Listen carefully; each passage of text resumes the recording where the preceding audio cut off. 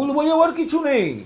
মানুষ পুরো দেখতে পাচ্ছেন চোখের উপর বয়স্ক মানুষদের, অসুস্থ মানুষদের কিভাবে টেনে আনা হচ্ছে, তো মানুষ দেখতে পাচ্ছেন তাদের।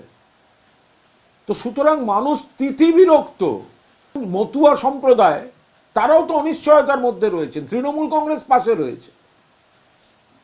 বিজেপি নেতারা তো এখনো মুখে কথা বলে যাচ্ছেন, কোনো বিজ্ঞপ্তি তো জারি হয়নি মতুয়া সম্প্রদায়ের নাগরিকত্ব নিয়ে, বলে তাদের তো ঘোরতর বিপদে ফেলা হয়েছে।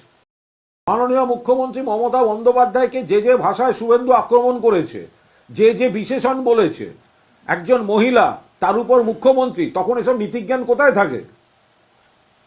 শুভেন্দু অধিকারী যে যে ভাষায় মমতা ব্যানার্জিকে, মাননীয় মুখ্যমন্ত্রীকে আক্রমণ করেছে, যে যে শব্দ বলেছে, যে যে ভাষা বলেছে, যেভাবে অপমান করেছে, তার কাছ থেকে নীতিজ্ঞান শেখা হবে? মমতা বন্দ্যোপাধ্যায় উত্তর তো দেওয়ার কথা জ্ঞানেশ কুমারের।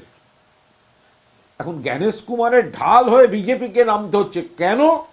না, বিজেপির নির্দেশেই তো জ্ঞানেশ কুমার চলেন। সেই তাগিদ থেকে সাত তাড়াতাড়ি শুভেন্দু চিঠি দিয়েছে।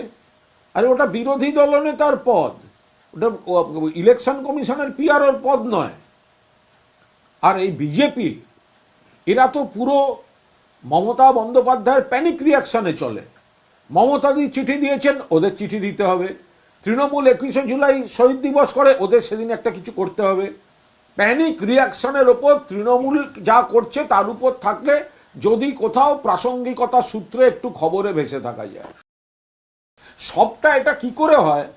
আমরা ক্ষমতায় এলে করব। আরে ক্ষমতায় আসার আগে কিছু কাজ করে দেখিয়ে বলো যে আমরা এই কাজটা বাংলার জন্য করলাম।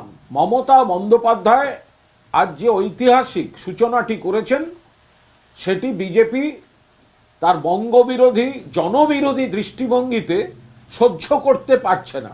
তার থেকেই এখন এর অনুমতি নেই, ওর অনুমতি নেই। অনুমতি কার কি দরকার সেগুলো রাজ্য সরকার বুঝবে, নির্মাণকারী সংস্থা বুঝবে, করবে। আর সেতু নির্মাণের জন্য যদি অনুমতি দরকার হয়, যে যে দপ্তরের দরকার হবে সেই দপ্তর দেবে, বাংলার মানুষের স্বার্থে দেবে, উন্নয়নের স্বার্থে দেবে। যখন বয়স্ক মানুষদের লাইনে দাঁড় করিয়ে রাখছিল ডেকে এনে, তখন কোথায় ছিলেন শুভেন্দু অধিকারী?